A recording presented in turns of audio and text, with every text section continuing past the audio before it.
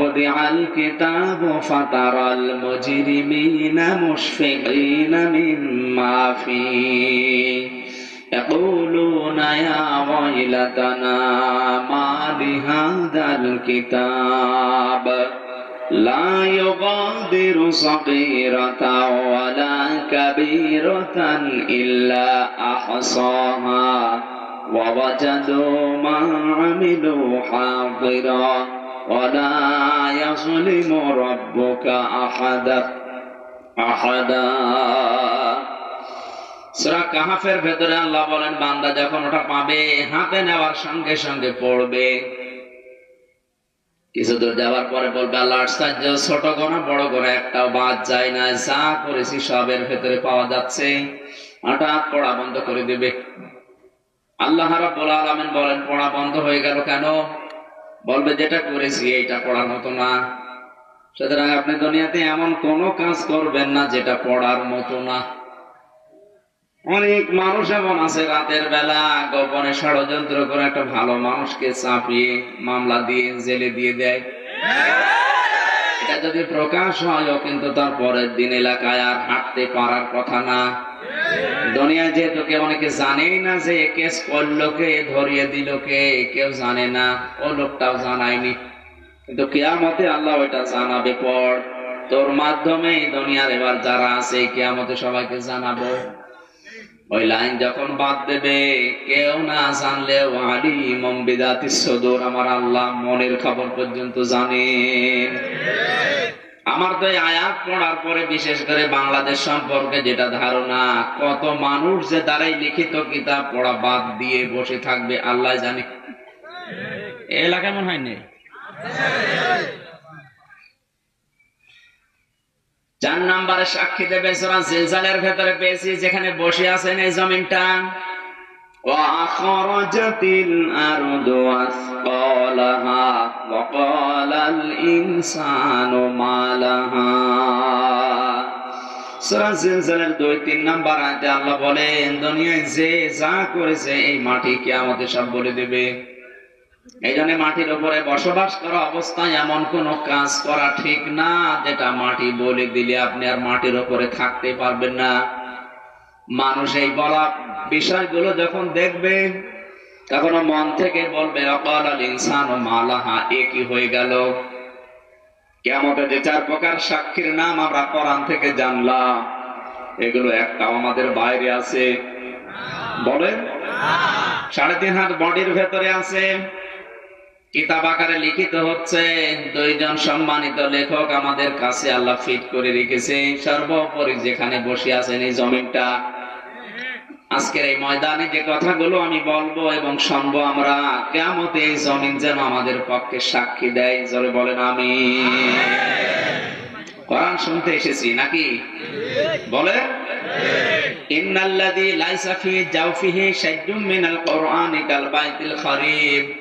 নবীজি বলেন যে অন্তরের ভেতরে কোরআন নেই, ওটা মানুষের অন্তর বলা যায় না, ওটা উজাড় গৃহ, শয়তানের ঘর। এটার বাস্তব প্রমাণ আমি নিজে দেখেছি। কোরআন যাদের ভেতরে আছে আল্লাহ পাক তাদেরকে আসলে মানুষ বানিয়েছেন। মানুষ বানিয়েছেন তার প্রমাণ। ওস্তাদ ওযু করছে, ছাত্র পানি ঢেলে দিচ্ছে পায়ে, এটা ছাত্র আর শিক্ষকের আচরণ। এরকমও ক্লাস চলেছে বিশ্ববিদ্যালয়ে থাকাকালীন। ক্লাস চলছে, স্যাররা ক্লাস নিচ্ছে, ছাত্র গালিগালাজ করছে, পিটাচ্ছে। বৃষ্টি না, এই জন্য বলছিলাম যে এসব নামাজ পড়ে তুলে দেন। বৃষ্টি এখন যদি জোরে আসে তাহলে মাহফিলটা তো বন্ধ হয়ে যাবে। জিকির করেন সুবহানাল্লাহ ওয়ালহামদুলিল্লাহ লা ইলাহা ইল্লাল্লাহ, সুবহানাল্লাহ ওয়ালহামদুলিল্লাহ লা ইলাহা ইল্লাল্লাহ।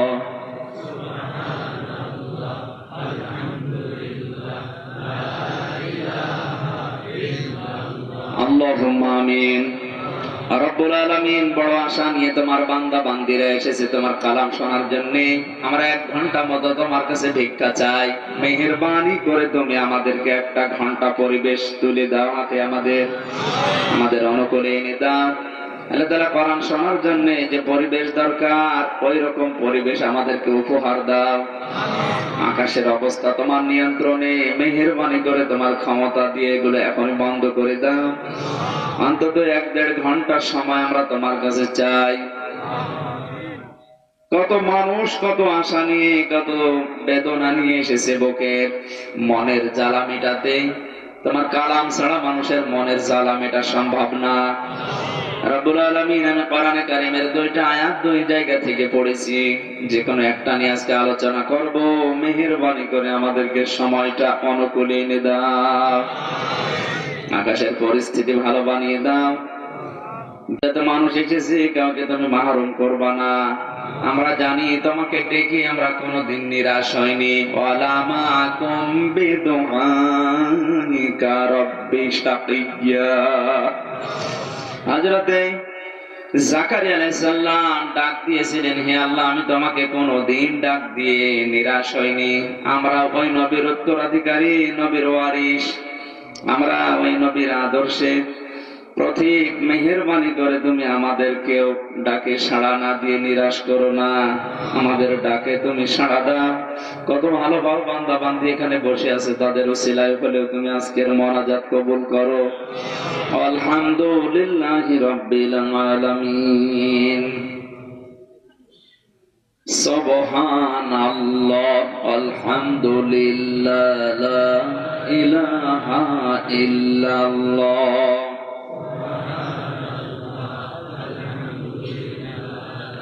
লা ইলাহা ইল্লাল্লাহ, লা ইলাহা ইল্লাল্লাহ, মুহাম্মাদুর রাসূলুল্লাহ। রাজবাড়িবাসী, আমি আল্লাহর প্রশংসা এ পর্যন্ত রেখে রাসূলের প্রশংসায় যাচ্ছি।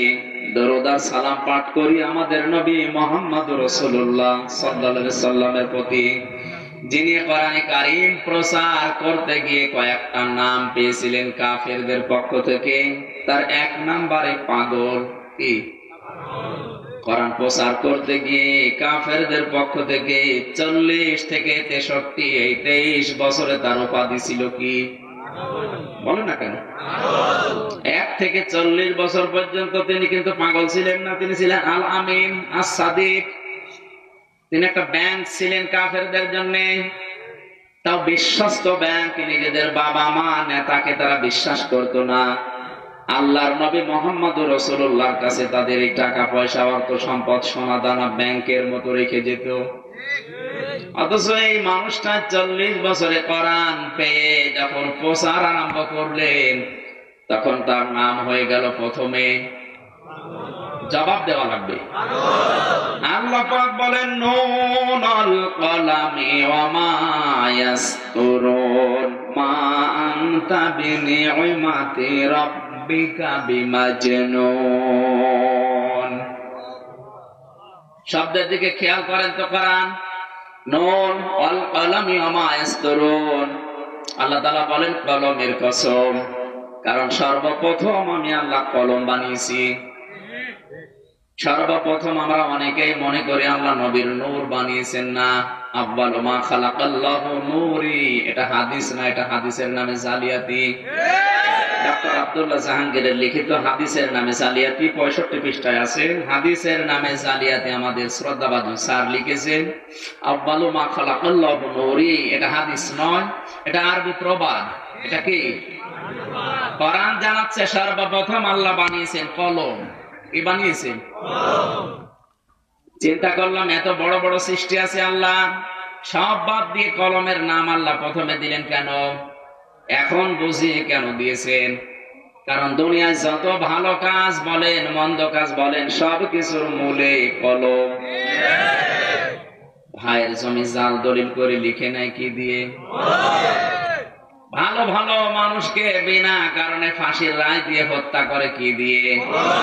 এটা যদি এই দেশে নেই, অনেক দেশে আছে। দেশে আছে তো জোরে বলার দরকার নেই, আজকে বলে। এই যে যা দুনিয়ায় ভালো বলেন খারাপ বলেন, একটা মানুষের চাকরি খেয়ে নেয় কি দিয়ে? সাংবাদিকরা ভালো মানুষকে কালো করে কি দিয়ে? ঠিক আছে, এই যে মিডিয়া যারা আছে এরা এক প্রকার কলম। যে কথাগুলো বলছি এগুলো কাটছাট করে দেখবেন সকালে ছেড়ে দেবে, আর এনাদের মতো সাধারণ মানুষ মনে করবে না হুজুর মনে হয় আমাদের বিরুদ্ধে। আপনি 1-1.5 ঘন্টা কথা শোনেন, দেখেন কোন কথা ভুল ধরতে পারেন কিনা, অথচ ওরা ভুল বের করবে। কারণ ওই যে এখানে পোশাক করিবেন না করিলে 50 টাকা এমন জায়গায় কমা দেবে, শেষে টাকা পোশাক না লাগলেও পোশাক করা লাগবে টাকার ভয়। এই জন্য মিডিয়া আসতে দেই না, আমি মানা করি যে আপনারা আসবেন না। আসুন কেন, ঝামেলায় আছে আপনাদের কেন? উল্টা পাল্টা করে থ্যাম্বেল দেয়, পোস্টার এসপি সাহেবের কাছে দিয়ে দেখিয়েছে, ওসি সাহেবকে হুজুর বাস দিবেন, আমি বাস পাবো কোথায়? আবার হানিফ সাহেবের নাম জুড়ে দিয়েছে, কি আশ্চর্য বলেন। জীবনে তার নাম নেই না, আমার নাম নেওয়া দরকার কি তার? আর উল্টা পাল্টা কথা আপনি লাগিয়ে তার কাছে ছড়িয়ে দিয়েছেন, এখন তো সেই লোকের এগিয়ে আছে। উনি মনে করছে না হুজুর ওনার তো 1.5 ঘন্টা ওয়াজ শোনার সময় আছে, ওনারা খালি থাম্বেল দেখে। এরপরে যদি কোন মিডিয়ার এরকম থাম্বেল পায় এমন নয় মামলা দেবে আপনার জন্য, আমি তো ক্ষতিগ্রস্ত হতে পারি না। মিডিয়া একদম স্টপ করে দিয়েছে, এরপরও চাচড়ার মতো করে আসে, মানুষের কোন একটা বিবেক নেই। আর যারা এসেছেন যদি এরপরে কোন উল্টা পাল্টা কিছু দেখি, সত্যি কিন্তু ক্যামেরা তো ভাঙবই আর মামলা দিয়ে দেবো, সত্যি মামলা দিয়ে ব্যবসা করে খাওয়া জীবনে মনে করবে। যে বিষয়ে আলোচনা হবে ওই সূরার নাম দেবেন শুধু। আজকে সূরা মুমিনুন থেকে আর সূরা মুদ্দাসসির থেকে পড়েছি, লিখবেন সূরা মুদ্দাসসিরের তাফসীর, এতটুকু। মানুষ শোনে শোনুক, না শোনে না শুনুক। আপনি ব্যবসা করতে গিয়ে এমন কিছু দেবেন না যাতে আমার ক্ষতি হয়ে যায়, কারণ এটা একটা কলম। এটা কি কলমের কসম আল্লাহ কেন দিলেন? এই কলম দিয়ে লেখকরা যা লেখে ওই লিখিত জিনিসেরও কসম। হয়তো মিডিয়ার লোক আর 20 বছর 50 বছর পরে থাকবে না, কিন্তু এটা তো ইন্টারনেটে বেশি বেড়াবে। 100 বছর পরেও এটা যারা দেখবে, আমি যেটা বলি না আপনি কাটছাট করে এটা তো চালিয়ে দিলেন, এটা মানুষের চরিত্রে একটা দোষ লাগিয়ে দিলেন। এই যে এই কলমের খুব কঠিন ব্যবহার করা দরকার। এই জন্য সাংবাদিককে মানুষ সাংঘাতিক বলে, সাংঘাতিক বলে, আর এখন ওদের নাম শুনলে বলে না ওরা সাংঘাতিক। এই জন্য কলম হাতে আছে বলে আপনি যা তা করবেন না। কলম আপনাকে জান্নাতে নিয়ে যাবে, কলম আপনাকে জাহান্নামে নিয়ে যাবে। কিসের কসম দিলেন? এতদিন পর্যন্ত যেটা ওয়াজে তাফসীরের মাহফিলে নাম বলে অনেকে বলতো যে আউয়ালু মা খালাকাল্লাহু নূরি, সর্বপ্রথম আল্লাহ নবীর নূর বানিয়েছে, এটা ঠিক না। কোরআনের সাথে হাদিসের সাথে ওর মিল নেই। এর পরের আয়াতে আল্লাহ বলেন মা আনতা বিনিউমাতি রাব্বিকা বিমাজনুন, হে নবী আপনার রব বলছে আপনি পাগল না। কে বলছে?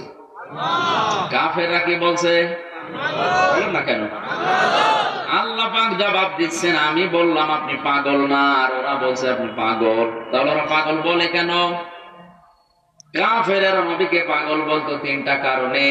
1 নাম্বার কারণ হচ্ছে এমনি, কি কোন কারণ। আমি যদি সভাপতিকে বলি রাজাকার, উনি যদি বলে কেন বললেন এমনি, এ কোন কারণ আছে? কেন বলো না কেন? এই যে এমনি বললাম কেন, এমনি কেন বল? এমনি আসলে রাজাকার আমার বয়স হয়েছে ওনার, এখন বললাম কেন? কারণ আমার কাছে এখন মিডিয়া আছে, এই যে মাইক আছে, প্রধান অতিথির নাম আছে আমার, এই জন্য আমার ক্ষমতা আছে, আমার প্রচার মাধ্যম আছে, আর ওনার হাতে এখন কিচ্ছু নেই। এই জন্য যা বলবো মেনে নেওয়া লাগবে।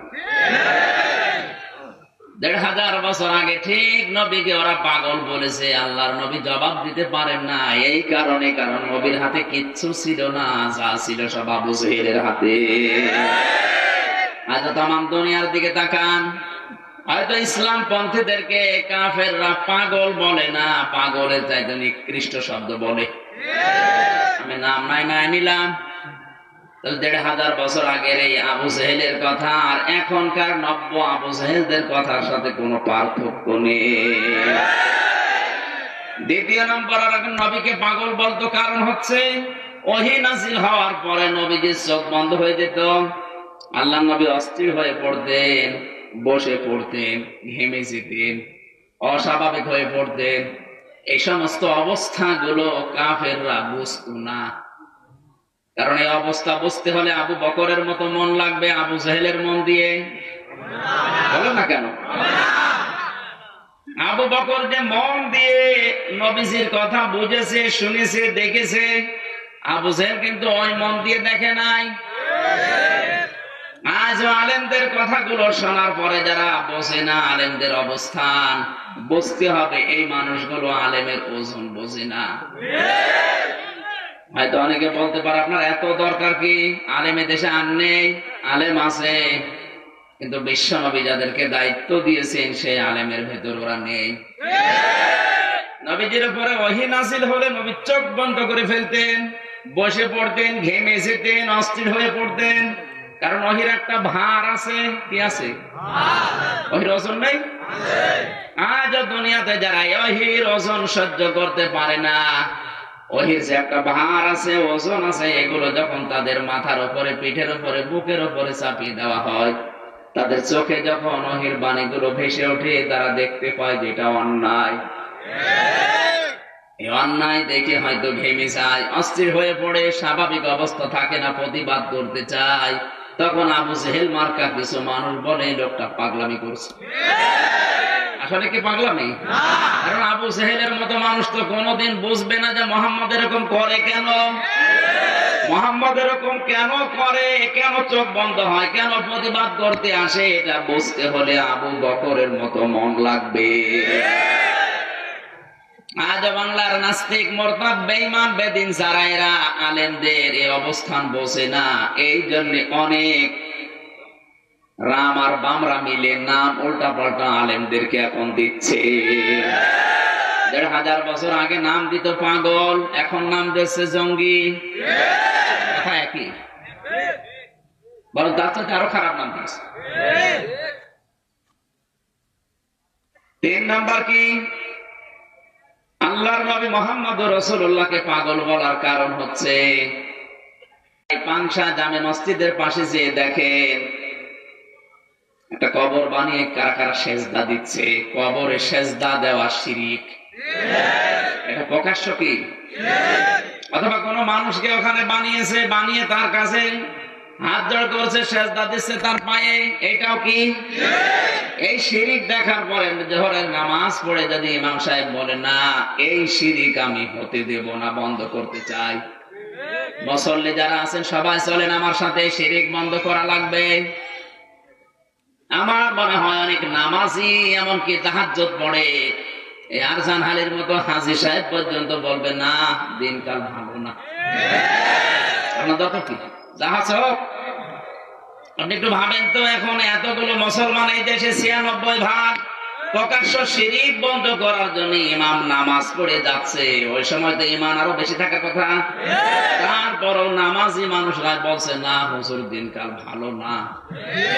তাহলে ১৫০০ বছর আগে তামাম দুনিয়া একদিকে আর নবীজি একা একদিকে।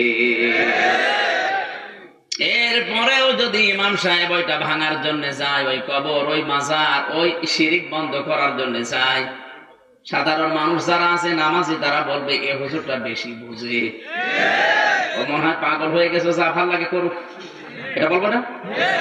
তাহলে ওই সময় কেউ দুর্গা পূজা, কেউ দুর্গা পূজা, কেউ মূর্তি পূজা, কেউ আগুন পানি পূজা নিয়ে ব্যস্ত, আর নবীজি একা দাঁড়িয়ে বললেন না এগুলোর একটাও আমি হতে দেব না, এটা বন্ধ করব।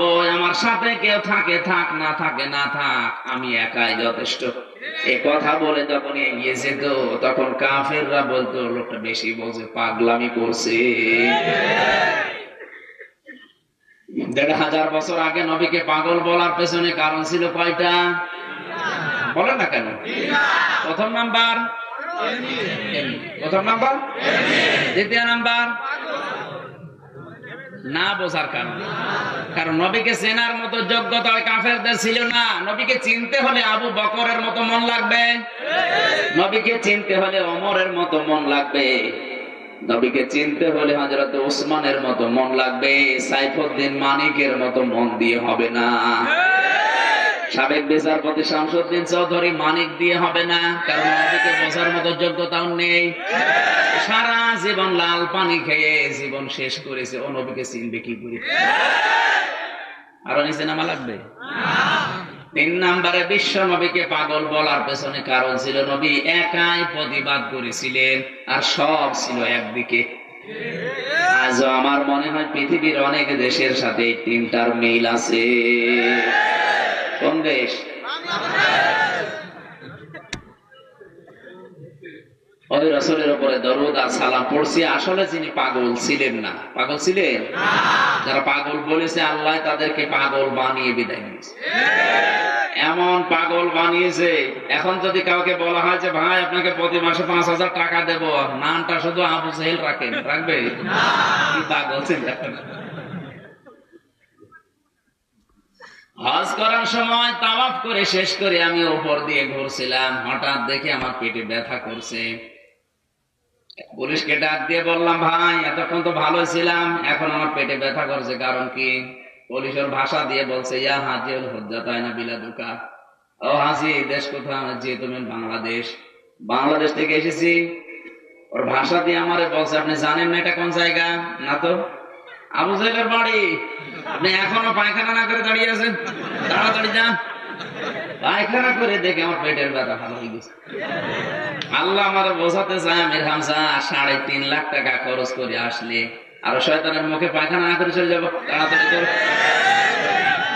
অথচ কিন্তু সাধারণ মানুষ ছিল না, ছিল ওই দেশের প্রেসিডেন্ট।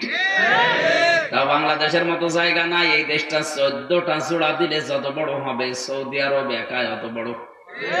এত বড় দেশের প্রেসিডেন্ট হওয়ার পরেও যদি ওর বাড়ি পর্যন্ত না ইন্টারন্যাশনাল পায়খানা বানিয়ে দিতে পারে, তা আপনি কি আপনারা কেউ চেনে? এই যে কেওড়া তলা নাকি বললাম, গ্রামের জীবনের নাম অনেকে শোনেন, অথচ বাড়ি আমার আপনাদের পাশের জেলা কুষ্টিয়ায়। পাশের জেলা থেকে যদি গ্রামের নাম না জানি, এই গ্রামে যারা বসবাস করে আমি চিনব কি করে? আর ওই লোকটা পুরা সৌদি আরব একা চালাতো। এত বড় দেশের ক্ষমতা পাওয়ার পরও আল্লাহ তাদের ছাড় দেয়নি, দিয়েছে? এই জন্য বিশ্বনবী মুহাম্মদ রাসূলুল্লাহকে যে গালিগালাজ গুলো করতো, ওই নামগুলো আজ ডিজিটাল কায়দায় যারা দিচ্ছেন, আপনার নাম তো কেউ নেবেই না, লিখে রাখেন। 50 বছর পরে আপনার নাম তো কেউ নেবেই না, এমনকি আপনার বংশে কেউ হলে তারও গালি দেবে। কারণ ইতিহাস তো আর ঘটনা ঘটার আগে কেউ লেখে না, ইতিহাস লেখা হয় ঘটনা ঘটার পরে। যত ইতিহাস পৃথিবীতে দেখবেন, কোন ইতিহাস ঘটনা ঘটার আগে কেউ লিখেছে? ঘটনা ঘটার আগে লেখা হয় উপন্যাস। উপন্যাস লেখা হয় ঘটনা ঘটার আগে, আন্দাজে বানিয়ে ছানিয়ে কি কাহিনী লেখে, অথচ ওইরকম কিছু দুনিয়ায় হয় না। কিন্তু ইতিহাস যেটা, এটা কিন্তু লেখা হয় ঘটনা ঘটে যাওয়ার পরে। কতদিন পর? পরের দিনও হতে পারে 10 বছর, 20 বছর, 50 বছর, 100 বছর পরে হয়তো লিখিত হবে। ঘটনা ঘটার পরে ইতিহাস লেখা হবে, সে যে ঘটনাই হোক। ইমাম হোসাইনের কারবালার ঘটনা ওই সময় কেউ লেখেনি, কারণ এসিড ক্ষমতায় ছিল। কথা বলে না কেন? কিন্তু এসিডের যে ঘটনা, ইতিহাস কারবালা, এটা নেই, এটা লিখিত হয়েছে পরে না আগে? ইতিহাস যখন লেখা হয়ে গেছে তখন এসিডকে ঘৃণিত করেছে, নিন্দিত, অপমানিত, অপদস্থ, মানুষের নাম শুনলে ঘৃণা করে। অথচ ইয়াজিদ নামটা কিন্তু ভালো, ইয়াজিদ অনেক সুন্দর নাম। এই নাম কি আর নাম আছে না গালি হয়ে গেছে? ইয়াজিদ নাম এখন গালি। কাউকে যদি খালি একটু রাগাতে চান বলবেন ইয়াজিদের বাচ্চা। অথচ ইমাম হোসাইন ওই সময় তার পক্ষে কেউ ছিল না, কেউ পক্ষে থাকলে তাকে মেরে ফেলত। কিন্তু ইতিহাস যখন লেখা হয়েছে তাকে নন্দিত বিজিত করে দেখিয়েছে। কিয়ামত পর্যন্ত ইমাম হোসাইন শুধু নন্দিত না, শুধু বিজিত না, যত মানুষ দুনিয়ায় আসবে অন্তত নাম শুনলে রাদিয়াল্লাহু তাআলা আনহু পড়বে। এমনকি হোসাইন নামে অনেকের নাম ও নামকরণ করা হয়। কথা বলে ঠিক কিনা? আপনার কি এই সমস্ত জিনিস পৃথিবীতে আছে, এখনো দেখতে পাচ্ছেন, এরপরও মনের পরিবর্তন আসে না। ইতিহাস লেখা হয় ঘটনা ঘটার, বলেন এমন কোন কাজ আপনার করা ঠিক না যে আপনি বিদায় নেওয়ার 10 বছর পরে যখন ইতিহাস লেখা হবে, মানুষ আপনার নাম শুনলে ঘৃণা তো করবে, এবং আপনার বংশে কেউ জন্ম নিলে তাও ইয়াজিদের মতো গালি হয়ে যাবে। ইয়াজিদের এত সুন্দর নাম যদি গালি হয়, আপনার যত সুন্দরই নাম হোক, ও গালি হতে কোনো ব্যাপারই না। আপনার নাম মনে করেন আমি নাম নাই না বললাম, এই সুন্দর নাম মনে করছেন, কি সুন্দর। 50 বছর পরে যখন ইতিহাস লিখবে, এই জুলুম করার কারণে ইতিহাস যখন লেখা হবে, আপনিও ইয়াজিদের মতো ঘৃণিত নিন্দিত হয়ে যাবেন। আমি এর নিচে আর নামলাম না। এরপরও যদি কেউ না বোঝার ভান করে থাকেন, এদিকে আসেন, ঝড়ি কোদাল দিয়ে বোঝাচ্ছে, বুঝতেছেন তো? হ্যাঁ, মুরব্বী মানুষ না বুঝলে বলবে কি? আমরা কোরআনের 2টা সূরার 2টা আয়াত পড়েছি। সূরা মুমিনুনের 12 নম্বর আয়াত, সূরা মুদাসসিরের 38 নম্বর আয়াত। যে কোনো একটা আয়াতের আলোচনা হবে, বলেন না? যে কোনো একটা। মুমিন, মুমিন জবান খুলে কোরআনের শোনালে আয়াত পড়বে, কারণ পৃথিবীর কোন ইবাদতে আউযু বিল্লাহ বিসমিল্লাহ পড়া ফরজ, ওয়াজিব, সুন্নত না, কোন ইবাদতে। কিন্তু কোরআন পড়ার আগে আপনাকে আউযু বিল্লাহ শুধু সুন্নত না, ওয়াজিব, মাস্ট বি, পড়াই লাগবে, না পড়লে গুনাহ হবে। এখানে যারা আলেম আছে জিজ্ঞাসা করেন তো, নামাজ পড়ার আগে যদি কেউ আউযু বিল্লাহ না পড়ে, ওর নামাজ হবে না? হবে না, কোনো অসুবিধা নেই। রোজা রাখার আগে কেউ যদি আউযু বিল্লাহ না পড়ে, রোজা হবে না? এমনকি বক্তব্য শুরু করার আগে বাংলাদেশে একটা ভুল আছে, যে অনেকে আউযু বিল্লাহি মিনাশ শাইতানির রাজিম বিসমিল্লাহির রহমানির রহিম, না, এটা বক্তব্য দেওয়ার নিয়ম না। যারা বক্তব্য দেন কোন জায়গায়, বিশেষ করে নেতারা এই কাজ করে বেশি। আর যে আউযু বিল্লাহ, ও শয়তান আরো আসবে, ওকে আউযু বিল্লাহ বলে কি? আউযু বিল্লাহ পড়ছে, একটা অক্ষর উচ্চারণ ঠিক নেই, শুনে শুনে করেছি তো। আর বিসমিল্লাহ পড়ার ধরন, বিসমিল্লাহ 19টা অক্ষর আছে, আমার মনে হয় 19টা ভুল।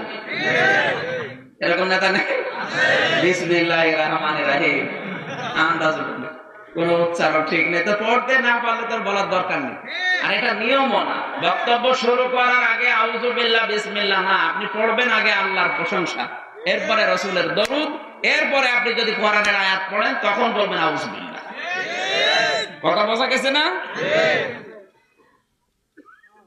তাহলে বক্তব্য শুরু করার আগে প্রশংসা হবে কার? আল্লাহ, এরপরে রাসূলুল্লাহর দরুদ, এরপরে আপনি যা পারেন করেন।